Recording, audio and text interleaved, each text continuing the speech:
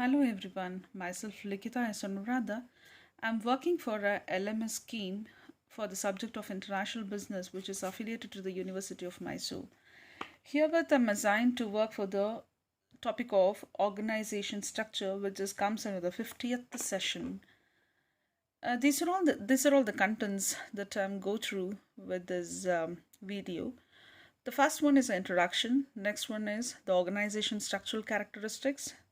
It goes with formalization, specialization, centralization, decentralization, span of control. And the next point is structure of the organization in MNCs. It includes product, geographic, and functional. Let us go with the introduction. Due to the ownership leadership and the personal management system, the organization structure of MNCs companies are very complex. Also, sometimes they are so complex to the point that they are badly arranged also.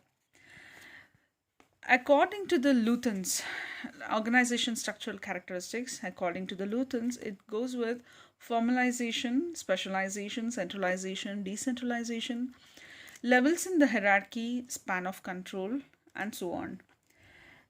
Blackzig adds two more characteristics like division of labor and division of competencies apart from this. Division of labor is the total volume of labor which the organization must carry out in order to reach its goal. Is a wide variety of activities also. These activities must be classified optimally in order to create the unit structure. Furthermore, the classification is based on two principles. The first one is the functional specialization and the product specialization. During the functional specialization, the unit structure is set up in a way that every department is created based on the activities that it makes. The main goal is to concentrate all the activities in order to increase the productivity. On the other hand, during the product specialization, there are created batch system where serve for the production of products or services. The main goal is to make the management simpler in order to decrease the cooperation. Division of competencies. To begin with, when divided the competencies, there might arise a staff departments which is classified into three categories: personal staff department, general staff department, specialized staff department. The first point is formalization. Formalization is a system whose content is the decision process, communication, and control system. Furthermore, the employees act based on the organization policies, procedures, job description, and rules which are in written form and they are obeyed. The written rules controls the employee's behavior. As a result, he loses his autonomy. When formalization in the organization structure exists, then one could notice that the employee's behavior becomes more predictable. For instance, the employees turn to a handbook or a procedure guideline when a problem at work arises. Nevertheless, it has disadvantages as well. Despite the fact that the ambiguity is reduced, the high degree of formalization can lead to a reduces innovativeness because employees have adopted certain types of style while working and they stick to it. In addition, when there is a high degree of formalization, the employees usually are less motivated and less satisfied with their work. The next point is specialization. Specialization is a process of assigning a specific and well-defined task to the individual employees. The horizontal specialization is when assigning particular tasks to individual employees by setting limits which cannot be bypassed. On the other hand, the vertical specialization is assigning tasks to groups where employees are altogether responsible for the performance of the group. Next one is the horizontal specialization. This is also opposite to the vertical specialization. Next one is centralization and decentralization.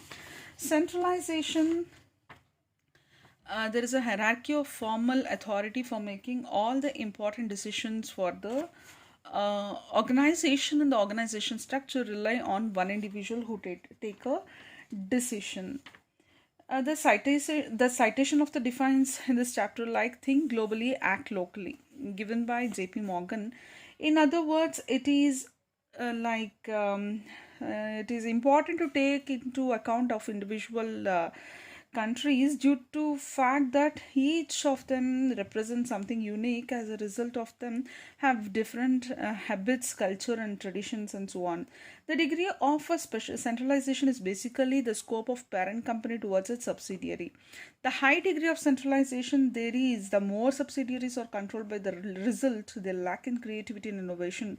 It is remarkable to mention that innovation is highly valued nowadays due to the fact that it influences positively the competencies of the firm also. Thus, the parent company should regulate in optimum degree of centralization. Decentralization is nothing but in a common parlance a layman can understand like these anybody, the power and the authority will be given for the every person at an organization. And in other words, the second principle is called it is a customer oriented. As mentioned in the previously, customer oriented of the firm needs to have a local market which can be achieved with the decentralization structure only. Next point goes with span of control. Span of control is very essential part at an MNC for its concern. Span of control is a number of employees a manager can supervise as effectively as possible. The addition of new hierarchical layer make the organization more deeper. A larger span of control leads to a flatter organization structure, which results in a lower cost. So many variables such as ability to direct supervise determine how effective the span of control is. At the same time, what is true is the more subordinates or supervisor has, the more flat the pyramid is, and the less level of management are there, whereas the less subordinates or individual has, the more steep the pyramid is, the more level of management are there. The optimum number of subordinates at higher level is from 4 to 8 subordinates, whereas the manager can have 8 to 15 subordinates at a lower level. These data should be given should not be taken dogmatically, since they vary from firms to operate in a different industries. So this is the structure of the organization. The first point goes with the product structure. Product structure is used by the corporations which offers a variety of products and services. Every product makes its own department as it creates from the different branches below of it, such as marketing, finance, production, development and so on. The upside of the given type is that it concentrates all the necessary resources on marketing as well as the production, so that one could easily assign the responsibilities to the other department.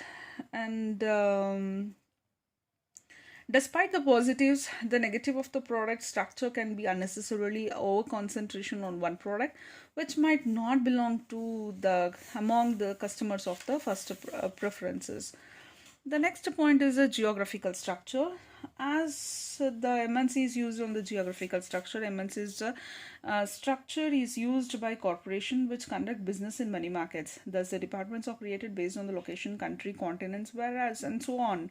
Well, what is also remarkable about the structure is that the subsidiaries have high degree of autonomy. More concentrately, this structure is used when the markets are quite different and the demand for the products varies due to the different taste, culture and tradition in the given country.